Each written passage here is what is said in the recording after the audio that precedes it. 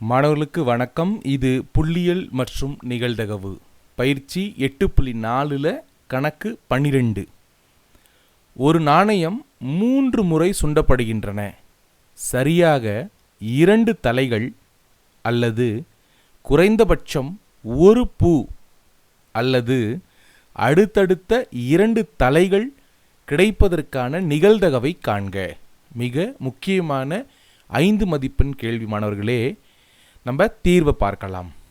தீர்வு: ஒரு நாணயம் 3 முறை சுண்டப்படுகின்றன. அப்போ 3 முறை ஒரு நாணயம் சுண்டப்பட்டால் என்னென்ன வாய்ப்புகள் வரும், என்னென்ன பதில் வரும், அல்லது அந்த 3 நாணயங்கள் சுண்டப்பட்டால் என்னென்ன வரும் அப்படின்னு நம்ம பார்க்கலாம். என்னென்ன வர வாய்ப்பு இருக்குது? 1 தலை தலை தலை, அல்லது பூ பூ பூ, அல்லது தலை பூ பூ, பூ தலை தலை, தலை பூ தலை, பூ தலை பூ, தலை தலை பூ, பூ பூ தலை. மொத்தம் 8 வாய்ப்புகள். அப்போ கூறுவெளி n(s) = 8 நம்ம சொல்லலாம். சரி, இதில் என்னென்ன கண்டுபிடிக்கணும்? இதை நம்ம என்ன பண்ணலாம்? 3 நிகழ்வுகளாக எடுத்துக்கலாம். நிகழ்ச்சியாக ஏ என்ற நிகழ்ச்சி என்ன? சரியாக 2 தலைகள் கிடைப்பதற்கான நிகழ்ச்சி. பி என்ன எடுத்துக்கலாம்? குறைந்தபட்சம் ஒரு பூ கிடைப்பதற்கான நிகழ்ச்சி. சி என்பது அடுத்தடுத்து 2 தலைகள் கிடைப்பதற்கான நிகழ்ச்சி. கூடவே அல்லது அப்படி என்றால் சேர்ப்பு நம்ம என்ன பண்ணணும்? போடணும். சூத்திரம் என்ன அப்படின்னு பார்க்கலாம். P(a) சேர்ப்பு B சேர்ப்பு C = P(a) கூட்டல் P(b) கூட்டல் P(c) கழித்தல் P(a) வெட்டு B கழித்தல் P(b) வெட்டு C கழித்தல் P(c) வெட்டு A கூட்டல் P(a) வெட்டு B வெட்டு C. மாணவர்களே, இந்த சூத்திரத்தை நல்லா ஒரு தடவை பார்த்துக்கோங்க. நல்லா நோட்டில் எழுதி பாருங்க. இதில் என்னென்ன இருக்குதோ ஈக்குவல்ட்டுக்கு அப்புறம் அதை நம்ம ஒவ்வொன்றா கண்டுபிடிக்க போகிறோம். கண்டுபிடிச்சி இறுதியாக பதிலாக போட போகிறோம். பார்க்கலாம். சரி, முதல்ல ஏ என்பது சரியாக 2 தலைகள் கிடைப்பதற்கான நிகழ்ச்சி. மாணவர்களே, இப்போ ஏயின் உறுப்புகள் என்னென்ன இருக்கும் பார்த்தீங்கன்னா, சரியாக 2 தலை. அப்படி என்றால் THH HTH HHT. மொத்தம் எத்தனை வாய்ப்பு சார் இருக்குது? 3 வாய்ப்புகள் தான் இந்த நிகழ்ச்சிக்கு இருக்குது. அப்போ n(a) = என்ன வரும்? 3. P(a) =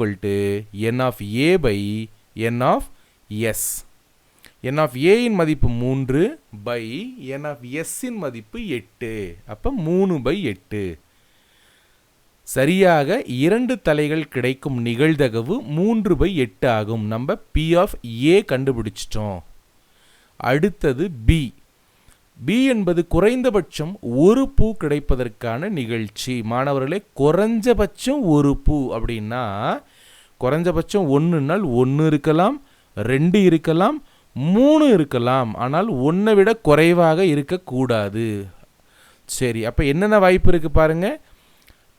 TTT HTT THH HTH THT HHT TTH. சரி, ஏன் அந்த 3 ஹெச்சை எடுக்கலை? ஏன்னால் குறைஞ்சபட்சம் ஒரு பூவாவது இருக்கணும். அதில் ஒன்றுமே இல்லை. அப்போ அதை நம்ம எடுக்க முடியாது. அப்போ n(b) என்ன வரும்? n(b) 7 வரும். அப்போ P(b) = n(b/n(s) = 7/8. இப்போ நம்ம P(b) குறைந்தபட்சம் ஒரு பூ கிடைக்கும் நிகழ்தகவு 7/8 ஆகும்னு கண்டுபிடிச்சிட்டோம். அடுத்து சார், சி என்பது அடுத்தடுத்த 2 தலைகள் கிடைப்பதற்கான நிகழ்ச்சி இல்லையா? அடுத்தடுத்து 2 தலைகள் இருக்கணும் சார். அப்போ அடுத்தடுத்து 2 தலைகள் எங்கே இருக்குது பாருங்க. அடுத்தடுத்து 2 இருக்குது இல்லைங்களா? இதில் 1 2 3 இதில் பார்த்தீங்கன்னா அடுத்தடுத்து 2 தலைகள் இருக்கிறது. அப்போ 3H THH HHT இந்த 3லையும் அந்த நிகழ்ச்சிக்கு தேவையான பதில் இருக்குது. அப்போ n(c) என்ன வரும்? 3. n of c by n of s. n of c என்ன கிடைச்சது? 3 கிடைச்சது by 8. சார் இப்போ நம்ம p of cயும் கண்டுபிடிச்சிட்டோம்.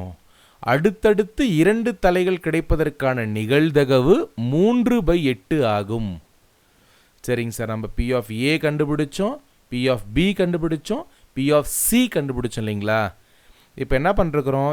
a b c அப்படி எழுதிக்கிட்டு, ஏன்னால் அது 3 மட்டும் இல்லை, அடுத்தது கழித்தல் p of a வெட்டு bயும், b வெட்டு cயும், c வெட்டு aவும், அடுத்து a வெட்டு b வெட்டு c, இது 4மே இன்னும் கண்டுபிடிக்கணும். அப்போ அதில் முதல்ல என்ன சார் இருக்குது? a வெட்டு b பார்க்கலாம். a வெட்டு b என்றால் என்ன அர்த்தம்? வெட்டு என்றால் இரண்டுக்கும் பொதுவாக இருக்கிறது, ஏவுக்கும் பியுக்கும். பாருங்க, THH பொதுவாக இருக்குது, HTT பொதுவாக இருக்குது, மூன்றாவது HHT பொதுவாக இருக்குது. அப்போ a வெட்டு bல எத்தனை உறுப்புகள் பொதுவாக இருக்குது? 3 உறுப்புகள். சூத்திரம் அதே சூத்திரம்தான். ஒரு தடவை தெரிஞ்சுது அப்படின்னா திருப்பி போட்டுக்கலாம். n of a வெட்டு b என்ன கிடைச்சது? 3. n of s என்ன கிடைச்சது? 8. அப்போ p of a வெட்டு bயும் கண்டுபிடிச்சிட்டோம். அதே போல் p of b வெட்டு c கண்டுபிடிக்க போகிறோம். அப்போ அதில் b வெட்டு c அப்படி என்றால் bக்கும் cக்கும் என்ன பொதுவாக இருக்குது? மாணவர்களே, THH பொதுவாக இருக்குது, HHT பொதுவாக இருக்குது. இந்த 2 உறுப்புகளும் பொதுவாக இருக்கிறது. அப்போ n of b வெட்டு c equal to 2. Formula same, p of b வெட்டு c equal to n of b வெட்டு c by n of s. அப்போ b வெட்டு c என்ன வருது? n of 2/8. சரி, நம்ம b வெட்டு c கண்டுபிடிச்சிட்டோம். அடுத்தது c வெட்டு a பார்க்கலாம். cக்கும் aக்கும் என்ன பொதுவாக இருக்குது? மாணவர்களே, 5 மதிப்பெண் சுலபமாக கிடைச்சிடாது இல்லையா? சிக்கு ஏக்கும் பாருங்க, THH பொதுவாக இருக்குது, அடுத்தது HHT பொதுவாக இருக்குது. இந்த 2 உறுப்பு பொதுவாக இருக்குது. ஸோ இதில் n of c வெட்டு a 2 வரும். சூத்திரம் அதே போல் சூத்திரம் எழுதிடுறோம். அப்போ n of c வெட்டு a என்ன இருக்குது சார்? 2 இருக்குது. அப்போ n of c வெட்டு aவின் பதில் 2/8. சரி, இப்போ நம்ம p of a வெட்டு b வெட்டு c மூணுலேயும் பொதுவாக என்ன இருக்குதுன்னு பார்க்கணும். அப்போ மூணில் என்ன சார் பொதுவாக இருக்குது? மாணவர்களே, மிக சுலபமான விஷயம். THH பார்த்தீங்கன்னா மூணுலேயும் இருக்குது, HHT மூணுலேயும் இருக்குது. இந்த 2 உறுப்புகள் மூன்றுலேயுமே இருக்குது. அப்போ சூத்திரம் சேம் அதே போல் சூத்திரம் எழுதிக்கணும். எழுதிக்கிட்டு n of a வெட்டு b வெட்டு c என்ன வந்தது? 2/8. மாணவர்களே, இந்த 7 விஷயத்தையும் நம்ம கண்டுபிடிச்சிட்டோம். அதை எழுதிட்டோம் பாருங்க. 1 2 3 4 5 6 7. இதை நம்ம சூத்திரத்தில் போட போகிறோம். p of a சேர்ப்பு b சேர்ப்பு c equal to p of aக்கு பதிலாக 3/8, அடுத்தது p of bக்கு பதிலாக 7/8, p of cக்கு பதிலாக 3/8, p of a வெட்டு bக்கு பதிலாக 3/8, p of b வெட்டு cக்கு பதிலாக 2/8, p of c வெட்டு aக்கு பதிலாக 2/8 கூட்டல் p of a வெட்டு b வெட்டு cக்கு பதிலாக 2/8.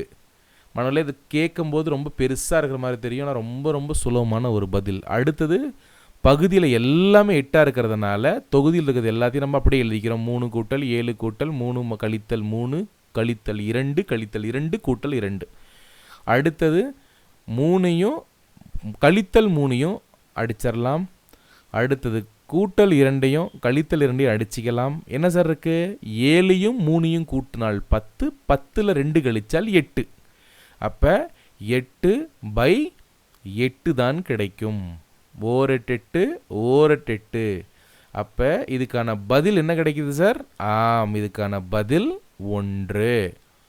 பயிற்சி 8.4ல் கணக்கு 12 சொல்லி கொடுத்த விதம், கான்செப்டை ப்ரெசென்ட் பண்ண விதம் பிடிச்சிருந்து அப்படின்னா வீடியோக்கு ஒரு லைக் பண்ணுங்கள், ஃப்ரெண்ட்ஸுக்கு எல்லாத்துக்கும் ஷேர் பண்ணுங்கள், சேனலை சப்ஸ்கிரைப் பண்ண மறந்துடாதீங்க. மீண்டும் இன்னொரு காணொளியோடு சந்திப்போம். நன்றி, வணக்கம்.